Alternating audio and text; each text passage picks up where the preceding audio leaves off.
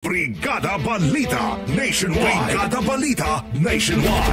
Brigada Balita sa umaga. Mga kabrigada, nakapagtala na ng 5 katao na nasawi dahil po sa pananalasa ng bagyong Krising sa bansa na pinalakas pa ng hanging habagat.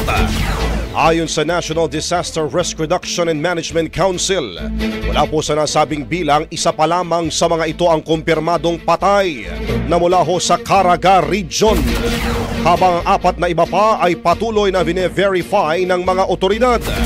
Samantala, patay sa pinakahuling datos ng Department of Social Welfare and Development, tinatayang higit 151,012 na mga pamilya o katumbas ng humigit kumulang 250,000 katao ang apektado sa iba't ibang panig po ng Pilipinas.